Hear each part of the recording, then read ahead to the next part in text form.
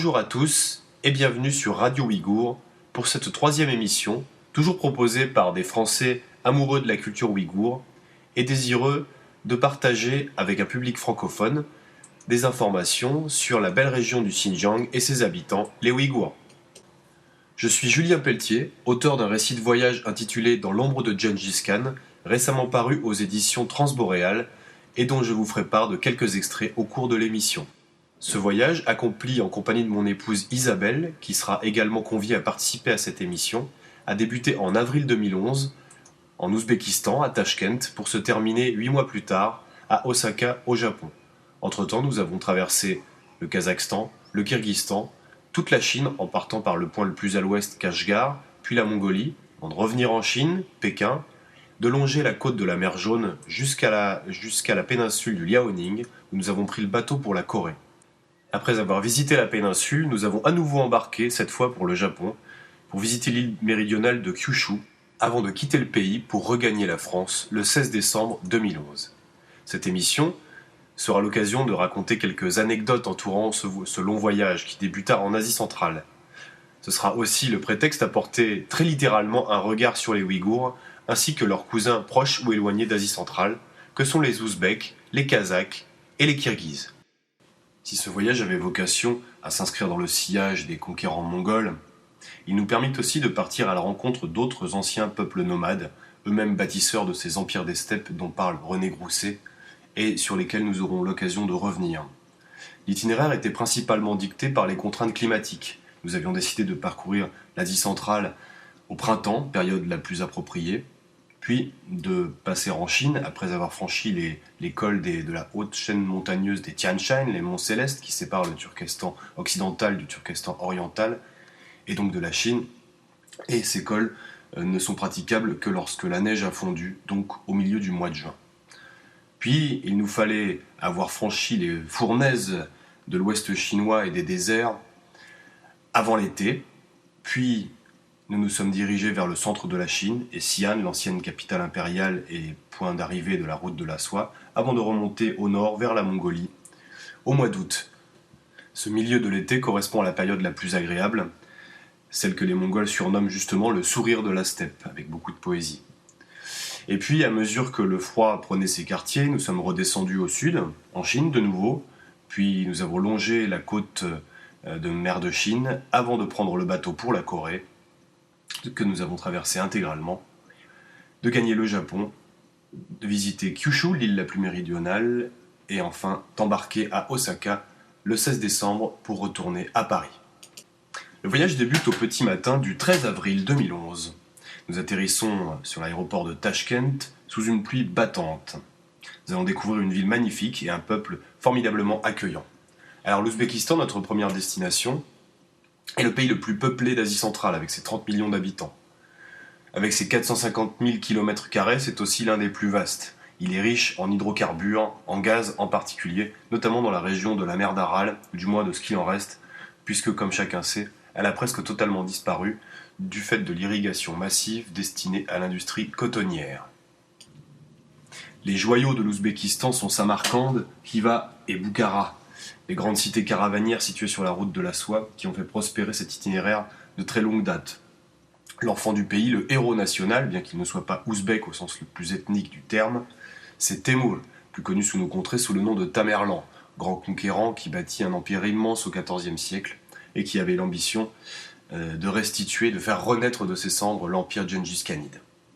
Les Ouzbeks véritables, qui nomadisaient au nord, dans le sud de l'actuel Kazakhstan, détrônèrent quelque temps plus tard ses successeurs en conquérant ce qu'allait devenir l'Ouzbékistan, la terre des Ouzbeks.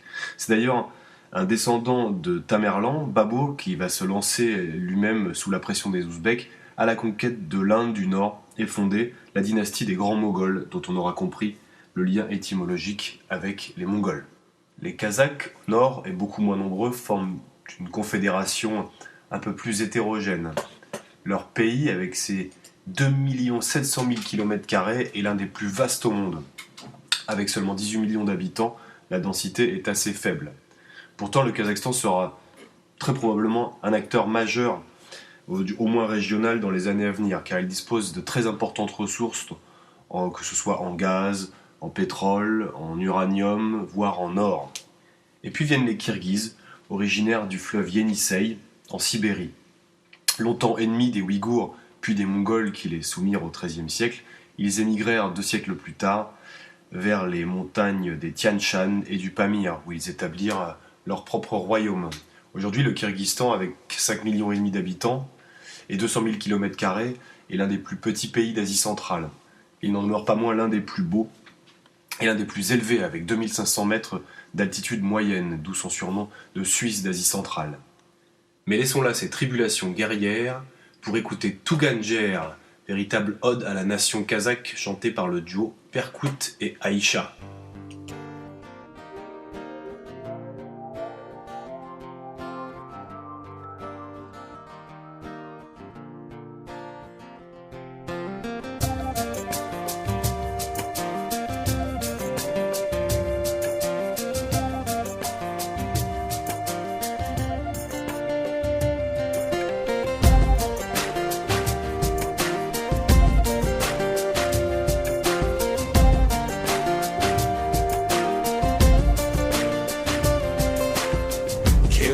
Толы жырым ағын, жалындаймын жанығамын, мен өзіңе асығамын.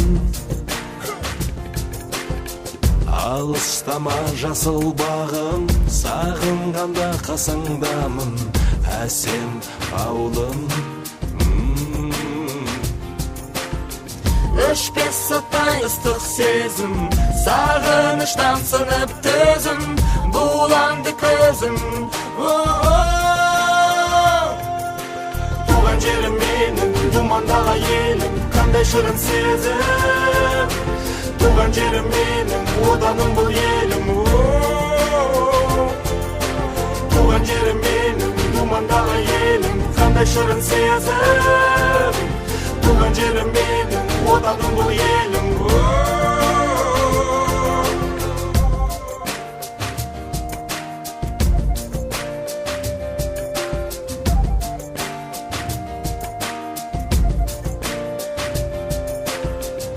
Өзіңнен алған тағылым, аядай ғана ауылым, жібекші желің есіліп.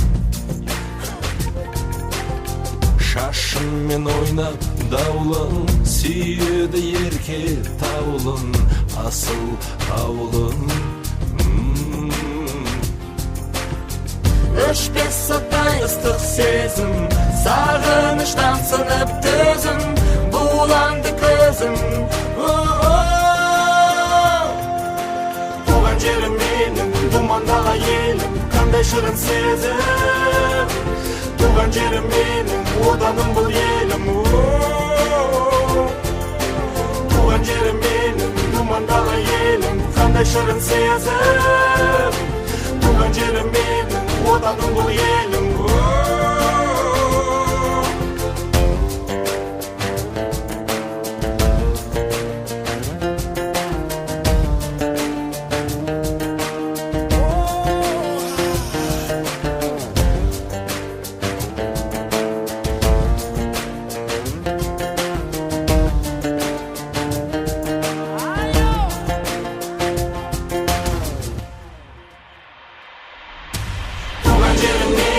Думандағы елім, қандай шырын сезім. Туған жерім менің, оданым бұл елім. Туған жерім менің, думандағы елім, қандай шырын сезім. Туған жерім менің, оданым бұл елім.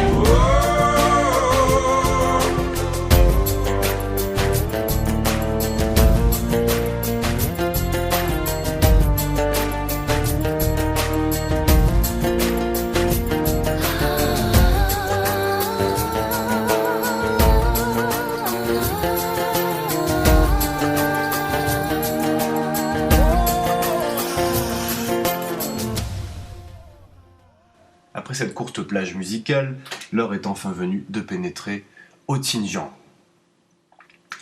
Nous passons en Chine le 16 juin, soit la veille de mon anniversaire. Et la route qui relie le col de Saritash à la ville de Kashgar, la cité la plus à l'ouest du pays, est sans doute la plus belle qu'il nous sera donné d'emprunter durant tout le voyage.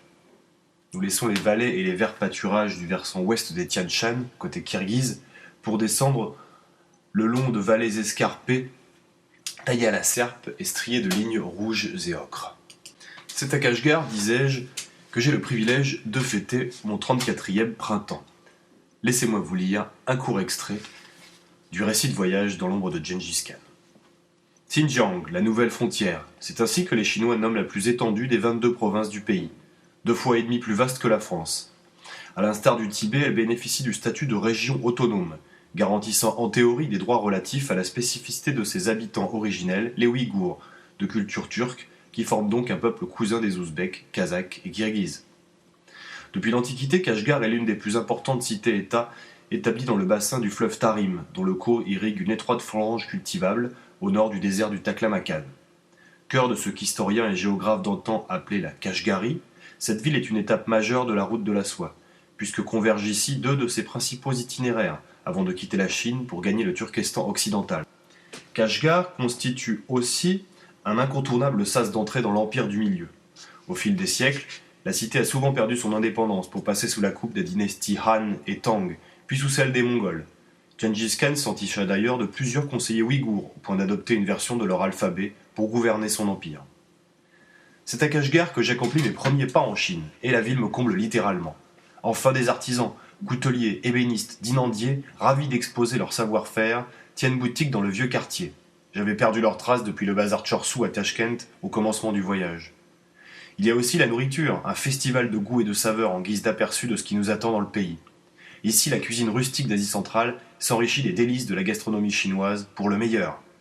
L'effervescente Kashgar est un réjouissant melting pot d'accents et de couleurs. Dans les rues, scooters électriques et tricycles chargés de pastèques se faufilent entre les taxis verts acides. Chacun pour soi et gare aux piétons. Du fond de l'esplanade, la statue du grand timonier, qui remplace l'éternel Lénine des capitales centra-asiatiques, salue de la main l'agréable parc du peuple. Partout les ouvriers s'affairent. Si les remaniements urbanistiques ne sont pas toujours du meilleur effet, ils ne semblent pas avoir ôté à la ville tout son caractère. Avec ses 350 000 habitants, l'ancienne cité caravanière n'est pourtant qu'un bourg à l'échelle du pays. J'ai le privilège de fêter mon 34e anniversaire à Kashgar. Pour l'occasion, je compte m'offrir un beau couteau. Le travail d'un forgeron, gaillard au visage assombri par d'épais sourcils et une moustache de gascon, attire mon attention. L'homme fait commerce à 2 pas de la grande mosquée Idka. À la vue de ma moue dubitative, il m'entraîne dans l'arrière-boutique, loin des regards et surtout des pacotilles clinquantes qui s'alignent en devanture. D'un tiroir encrassé par la poussière d'acier mêlée à l'huile mécanique, il tire une poignée de bonnes lames, parmi lesquelles je me choisis un couteau droit à manche de corne et garde simple en cuivre. Tout heureux de cette acquisition, je m'en vais siffler avec l'ami Song quelques canettes et surtout de bonnes lampées de baijiu, cette redoutable eau-de-vie chinoise. Nous titubons jusqu'au palier de l'auberge de jeunesse en contemplant les éclairs qui déchirent le ciel mauve. L'orage qui couvait vient d'éclater et une pluie diluvienne transforme le boulevard en véritable torrent. Soudain, la foudre s'abat sur un lampadaire, à quelques mètres de nous. Le court-circuit fait jaillir une splendide gerbe d'étincelles, tandis que les alarmes des véhicules garés dans la rue retentissent à l'unisson sous nos acclamations d'ivrogne. Cet effet pyrotechnique, qui a aussi privé de courant la moitié du quartier, sonne l'heure du retour au bercail, à la lueur des bougies. Vous aurez l'occasion de découvrir d'autres extraits du livre en cours d'émission. On le sait trop peu, mais les Ouïghours dominèrent pendant un temps un vaste empire avant de venir s'établir dans le bassin du fleuve Tarim au cours des 9 et 10e siècles. Cet empire rivalisait d'ailleurs avec celui de la puissante dynastie Tang en Chine. Écoutons René Grousset, le grand historien du milieu du XXe siècle, nous conter dans son monumental Empire des steppes cet âge d'or de l'empire ouïghour. La révolte qui faillit abattre la dynastie Tang avait pour chef un condottière, Khitan, donc un Mongol au service de la Chine, nommé Ngan Luchan. Cet aventurier s'empara coup sur coup des 2 capitales chinoises, Luoyang, 755, et Chang'an, tandis que l'empereur Yuanzong s'enfuyait au Sichuan. Le fils de Yuanzong, l'empereur Suzong, 756-762, entreprit de reconquérir ces États. Il fit appel aux Turcs ouïghours, alors maîtres de la Mongolie. Nous avons vu qu'en 744, les Turcs ouïghours avaient remplacé les Toukieux orientaux dans l'empire de la Mongolie. Le Khagan ouïghour, appelé par les Chinois Moyencho ou Kolo Khagan 745-759, accueillit la demande de l'empereur Suzong. La main d'une infante chinoise lui fut accordée en récompense. Une armée ouïghour, descendue de Mongolie, vint coopérer avec les impériaux et les aida puissamment à reprendre aux rebelles la ville de Loyang, 757. L'empereur Suzong combla les chefs ouïghours de remerciements et de titres et leur promit, avant leur départ, un cadeau annuel de 20 000 pièces de soie. Mais la guerre civile n'était pas pour autant terminée en Chine. D'autres rebelles remirent en danger le trône de la dynastie Tang. Le successeur de Moyencho, le nouveau Khagan ouïghour appelé en chinois Tengli Meiyu 759-780, circonvenu par les envoyés des rebelles, songea d'abord à profiter des embarras des Tang. Il partit même avec son armée pour la Chine dans l'intention de coopérer avec les révoltés, mais en cours de route, un habile diplomate chinois lui ayant fait changer d'avis, il revint à l'alliance impériale et, pour le compte de l'Empire, enleva Loyang aux rebelles, 20 novembre 762. Il pilla d'ailleurs consciencieusement la ville. S'il avait sans doute sauvé la dynastie Tang, il devenait un protecteur quelque peu encombrant et un allié assez dangereux. Il reprit enfin le chemin de la Mongolie en mars 763.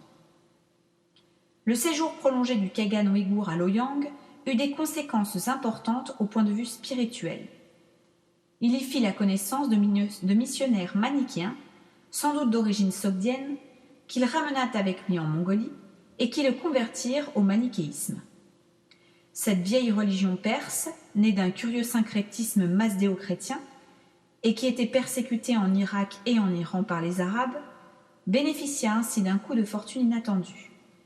Convertir à sa doctrine l'empire ouïghour, alors à l'apogée de sa puissance, maître de la Mongolie, allié de la Chine. Le manichéisme devint même la religion d'État des Ouïghours.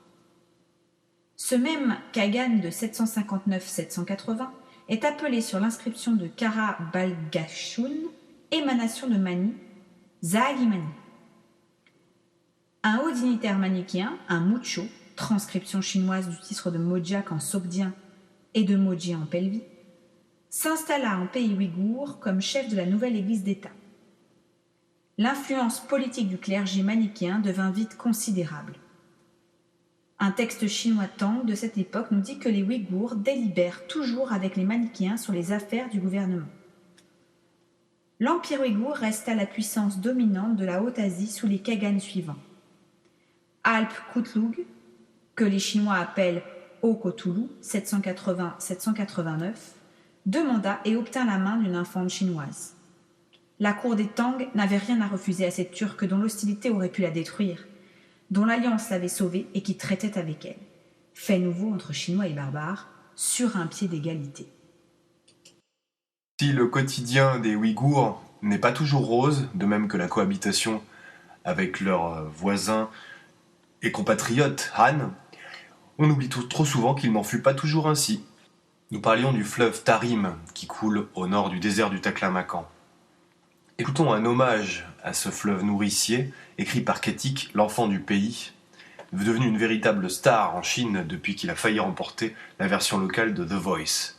Alors laissons un peu les accents rocailleux de ce Tom Waits ouïghour nous conter la beauté de son pays.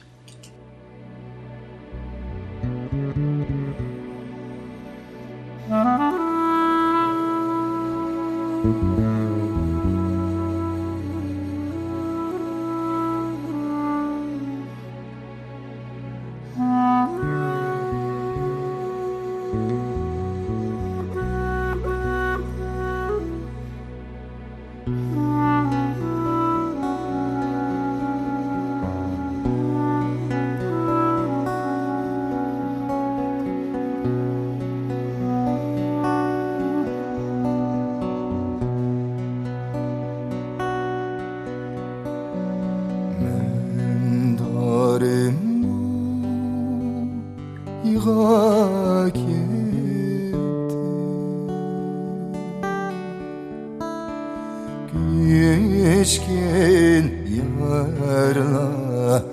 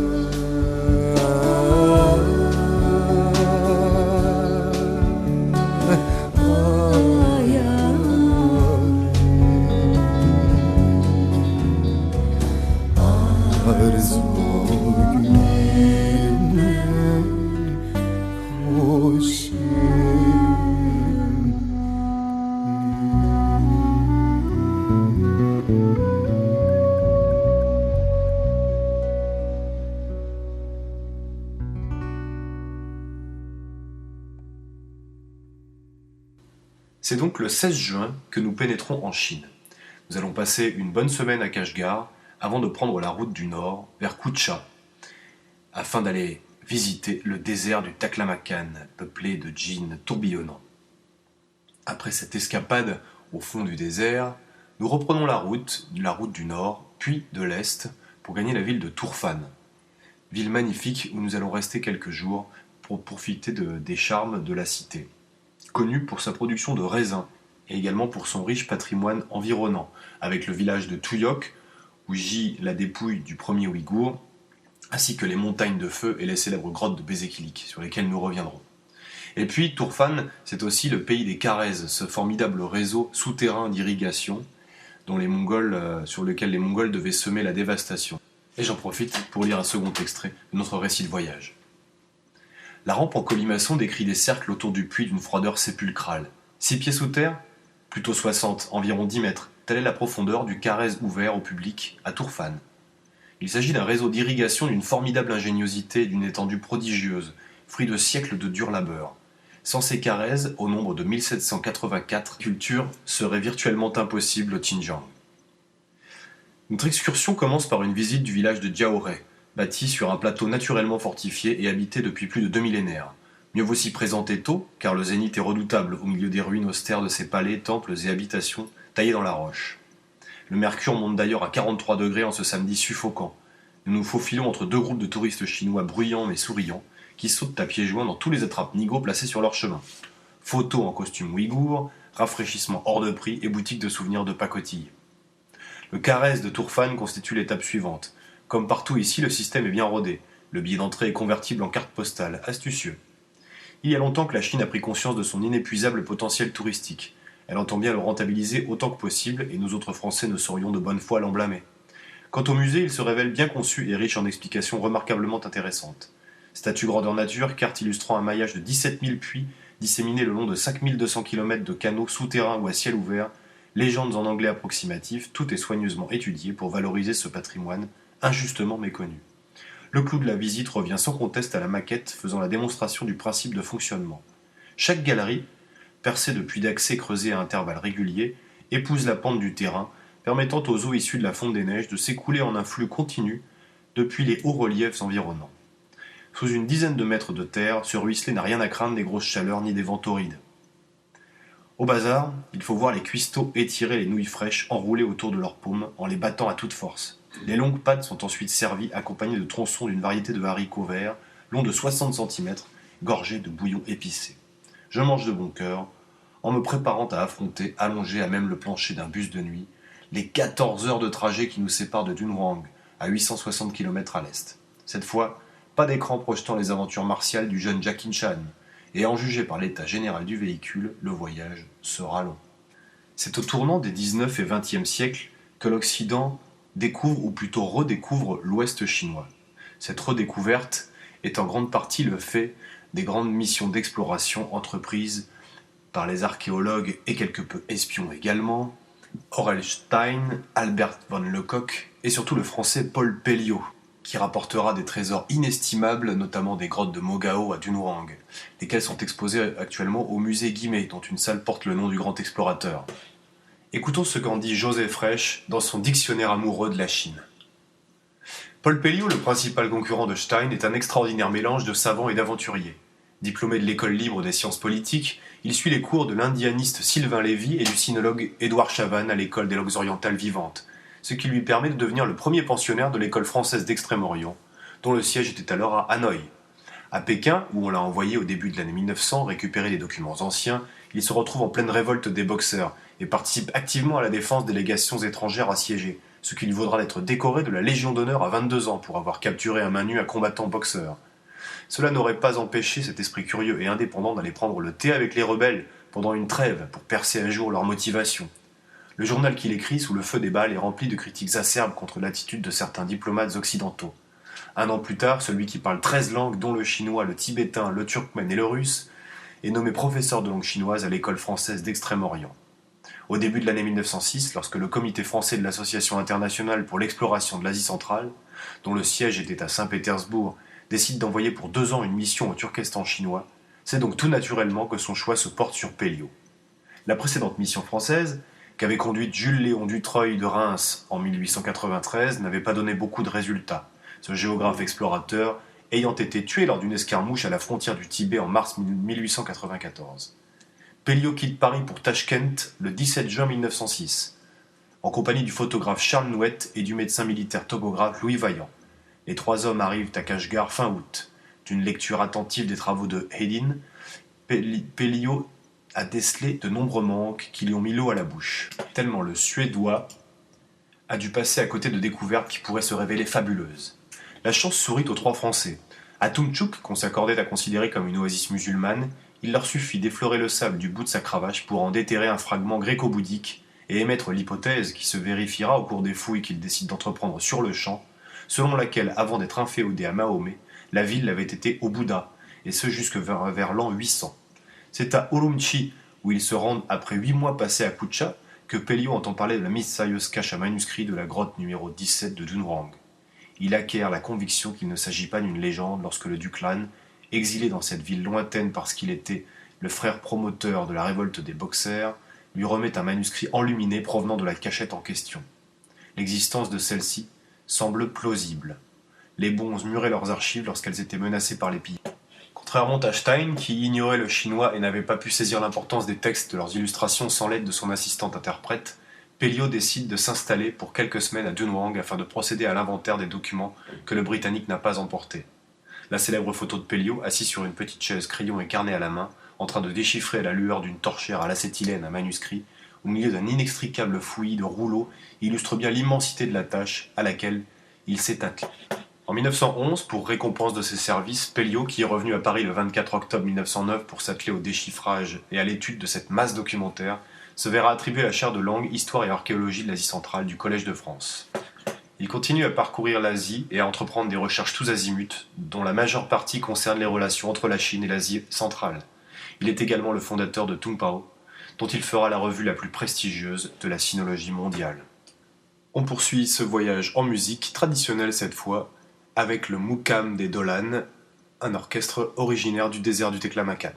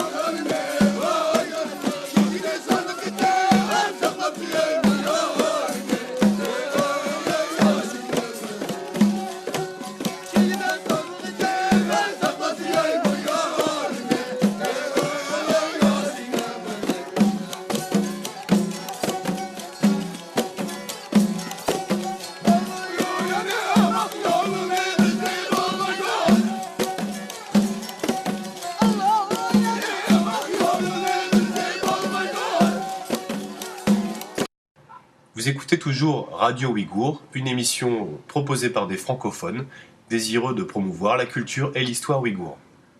Nous accueillons maintenant mon épouse Isabelle, qui était évidemment partie prenante de ce voyage et qui va nous conter quelques-unes de ses impressions. Bonsoir Isabelle, alors bienvenue parmi nous. Bonjour Julien, bonjour chers auditeurs. Alors raconte-nous un petit peu ta rencontre avec le Xinjiang. Qu'est-ce que tu en gardes comme souvenir? Qu'est-ce qui t'a marqué? Qu'est-ce qui t'a plu? D'abord, il faisait chaud. C'est mon premier souvenir.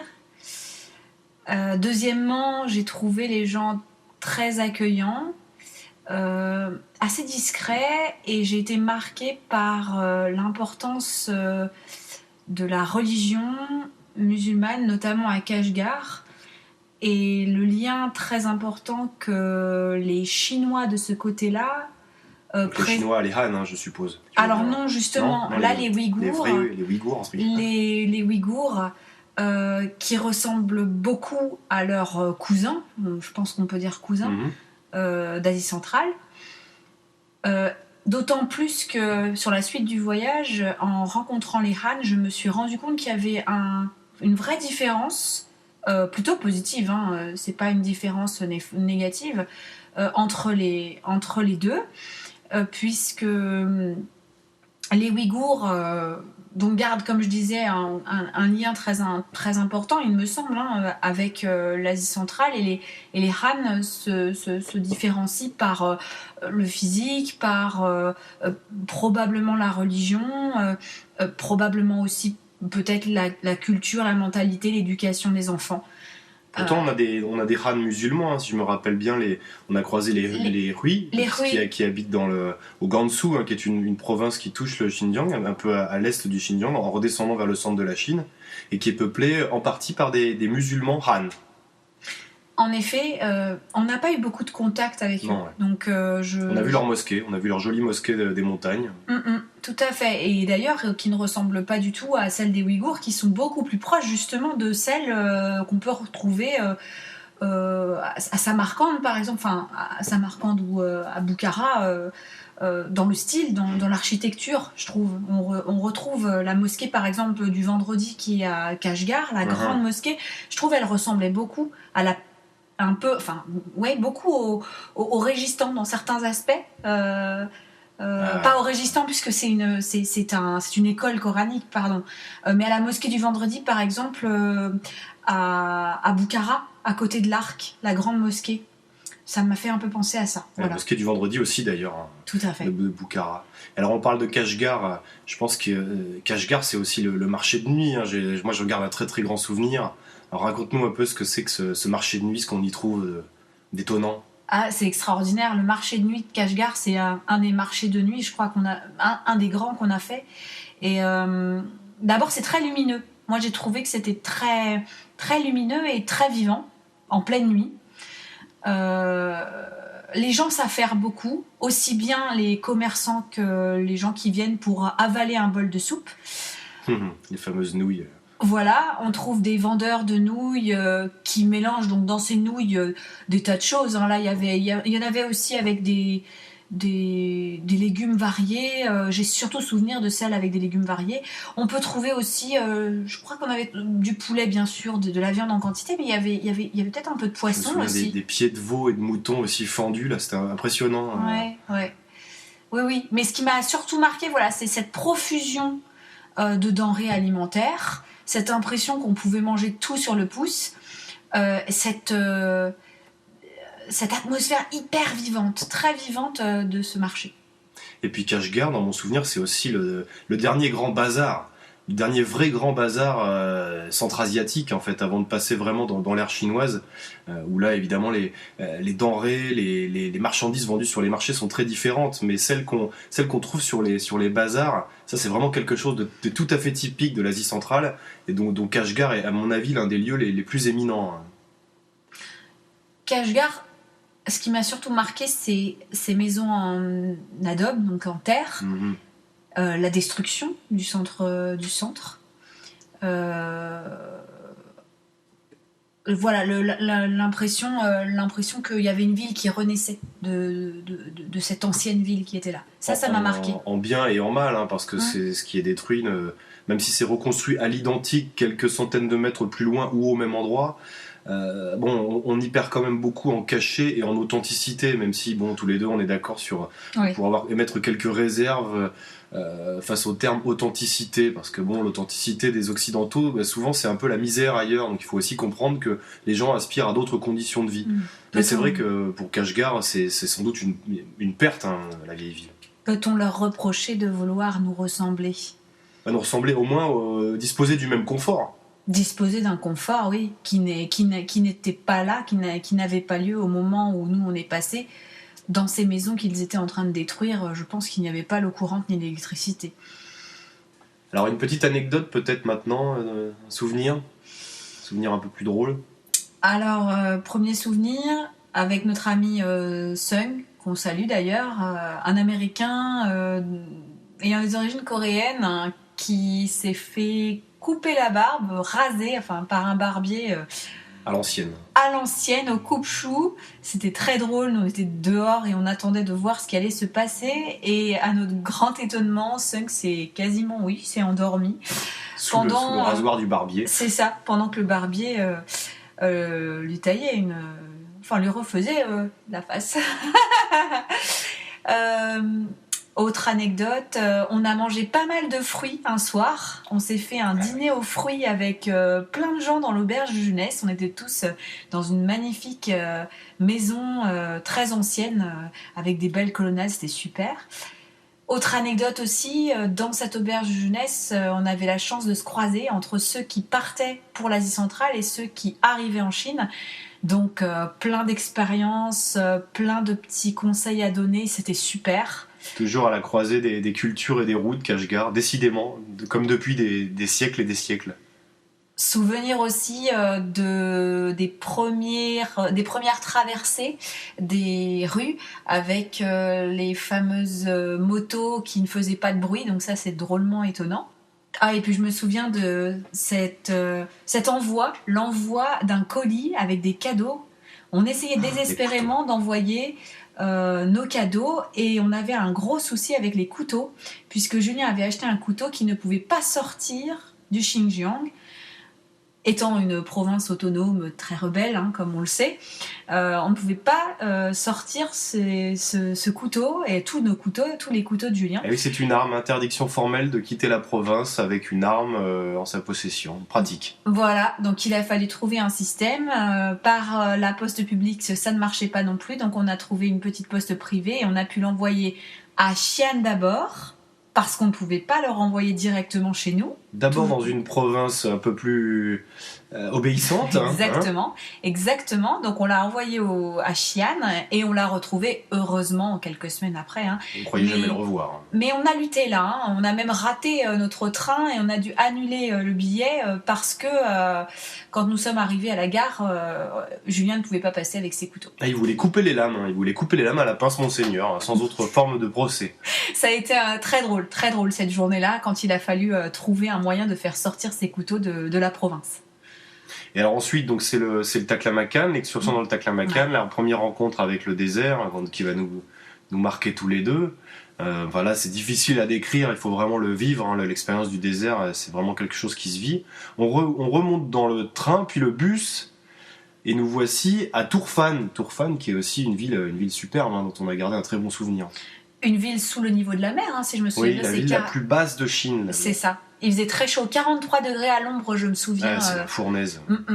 Très joli, avec ses grandes allées, avec des treilles au-dessus qui gardent bien la fraîcheur. Donc on a passé même une fois une après-midi entière à siroter des jus parce qu'il faisait tellement chaud qu'on attendait quand même la fin de journée. C'est accablant. Ouais.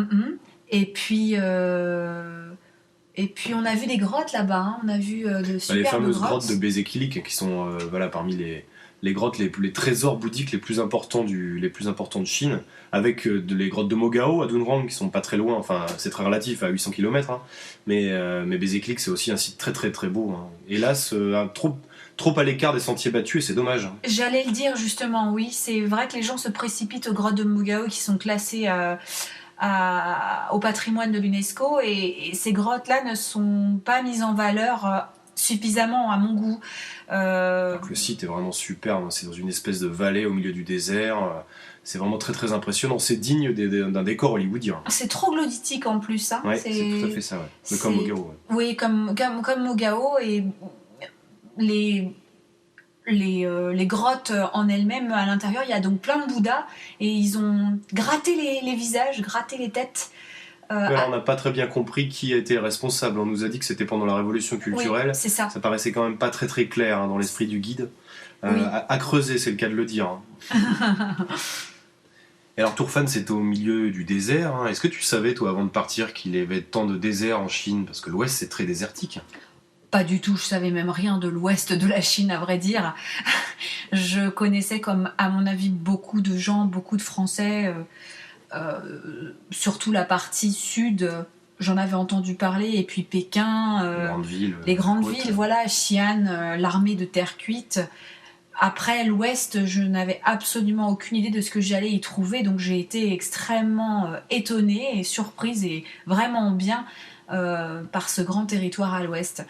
Non, un désert comme celui que nous avons vu, je ne croyais pas que ça existait en Chine. Et alors voilà, on le dit à nos auditeurs, on le dit, on le redit, il faut vraiment aller visiter l'Ouest chinois, aller visiter cette merveilleuse province parce que c'est vraiment, c'est un visage complètement méconnu de la Chine. La Chine, ce sont aussi de très vastes déserts, des peuples très différents, très variés, avec une hospitalité qu'on retrouve vraiment rarement.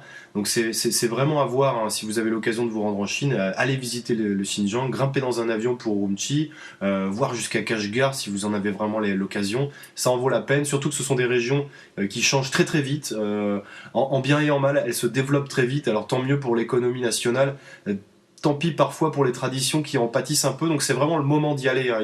Il faut aller visiter ces régions magnifiques. Et n'oubliez pas, là-bas on ne dit pas ni hao, on dit assalamu alaikum. Eh oui, bien sûr. Alaikum assalam. Merci Isabelle, merci pour ce témoignage. Nous nous approchons doucement de la fin de l'émission. Je vais me permettre de vous lire un troisième extrait. Alors c'est un extrait qui me tient un petit peu à cœur et qui vient assez bien conclure, hein, puisque c'est un moment important. Nous nous apprêtons à passer au Xinjiang. C'est donc au soir du 15 juin. Et nous sommes sur un col absolument superbe, très impressionnant, le col d'Irkeshtam, où se trouve la petite bourgade de Saritash. C'est un haut plateau loin de tout, loin de tous, et pourtant il est situé à la croisée des cultures, juste entre la Chine millénaire, le Turkestan et le Tadjikistan persan. Saritash, ce nom me fait rêver depuis près d'un an.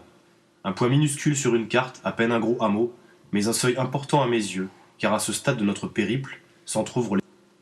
La route traverse d'abord des jailous constellés de yourtes. Sans doute est-ce la dernière fois avant longtemps que je peux contempler les grands troupeaux de moutons et les manades de chevaux errant en liberté au milieu des pâturages. Puis la pente s'accentue jusqu'au premier col. La haute montagne, austère et minérale, gagne du terrain sur les prés cernés de peupliers. Les animaux se font plus rares, et puis ce ne sont plus que rocs gris et falaises rouges. Une fois franchi la passe de Taldik à 3615 mètres, nous abordons la descente vers Saritash, où nous passerons la nuit, avant de couvrir les derniers kilomètres qui nous séparent encore de la Chine. Cette bourgade désolée occupe l'entrée d'une large vallée qui forme le point de convergence entre trois des plus hauts massifs montagneux de la planète. Au nord, la partie méridionale des Tian Shan. Loin au sud-ouest, les cimes de l'Hindu Kush et juste au sud-est, les Pamirs tadjiks. À une soixantaine de kilomètres au sud du village se dresse la silhouette du titanesque Kuy Garmo, le pic Lénine et ses 7134 mètres d'altitude. Plus à l'ouest, le pic Communisme s'élève encore plus haut, à près de 7500 mètres. Juché sur une colline aride et battue par les vents, je crois discerner les hordes de cavaliers turco-mongols, ou les légions bardées de fer des Tangs. Il me semble distinguer la silhouette des caravaniers guidant leurs chameaux chargés de ballots de soie vers la lointaine Rome. Très bientôt, je quitterai le monde des nomades pour rejoindre celui des sédentaires. J'enjamberai déserts et grandes murailles en me léchant les babines, comme les frustes prédateurs du Nord, lorgnant sur le bétail humain parqué dans des cités grouillantes. Notre chambre n'est qu'une grange dont le sol est jonché de tapis. Mais qu'importe le confort, lorsqu'on a la chance de dormir un peu plus près des étoiles, à l'ombre des géants. Voilà, c'est l'heure de se quitter. Merci de nous avoir écoutés. Vous étiez donc sur Radio Ouïghour et je suis Julien Pelletier. Je vous rappelle que notre récit de voyage avec Isabelle dans l'ombre de Gengis Khan est paru aux éditions Transboréal il y a peu. Il est disponible, bien sûr, dans toutes les bonnes librairies. On se quitte en musique avec le groupe de la République de Touva en Russie, qui jouxte la Mongolie, donc le groupe mongol Unhurtu et son morceau Tandim. Au revoir Isabelle. Au revoir Julien.